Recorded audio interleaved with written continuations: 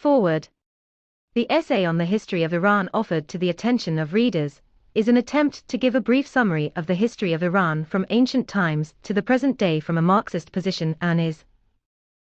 intended for a wide range of readers, students, teachers, propagandists, etc. The main attention and place is given to the new and especially the latest history of Iran. But in order to give readers a general idea of the entire history of Iran, the chapters on modern and recent history, which make up the bulk of the work, are preceded by chapters on the ancient and medieval history of Iran, which give a brief overview of the most important events from ancient times to modern times, chapters 1 to 7. It should be borne in mind that many problems of the ancient and medieval history of Iran have either not been developed at all, or have not yet been studied extremely insufficiently. The chapters presenting a brief overview of the most important events of antiquity and the Middle Ages are not the result of the author's research of these periods in the history of Iran. In these chapters, the author has set himself the goal of only briefly expounding the opinion and views of Soviet historians on the ancient and medieval history of Iran. The author sought to expose in every possible way the pseudo-scientific pan-Iranian concepts of bourgeois and Iranian nationalist historians, encouraged and used by the American and British imperialists who, trying to belittle the historical role of the Central Asian Iranians, the ancestors of the Soviet Central Asian peoples, and Azerbaijanis, attribute their cultural achievements to the Farsi Persians, who currently dominate in Iranian peoples. To this end, the author had to dwell briefly on those historical facts and figures of science and culture of Azerbaijanis, Tajiks and other Central Asian peoples, whom pan-Iranists, contrary to historical truth, rank among the Iranians, meaning by this name only Western Iranians, Farsis, Persians. The author proceeded in his work from the premise that the assertions of Iranian chauvinists about the existence of a single Iranian nation in Iran are a gross distortion of reality. In fact, Iran is inhabited by various nationalities and tribes, among which the dominant nationality is the Persians, more precisely, their exploitative elite,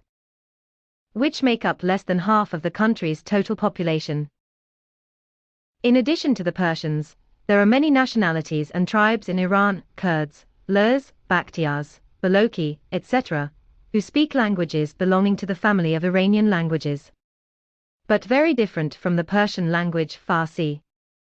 In terms of life, culture and other features, these Iranian peoples and tribes are also very different from the Persians, and in essence, represent completely different tribes, nationalities and peoples from them. In addition, Iran is inhabited by a large number of peoples, nationalities and tribes, which, both in culture, and in everyday life, and in their historical traditions, and in languages that do not belong to the Iranian family, are fundamentally different from Iranian tribes and nationalities, including and from the Persians, Azerbaijanis, Turkmens, Arabs, etc. Therefore, the author considered it possible to use the terms Iranians, Iranian, etc. only in the sense of the entire population of the country,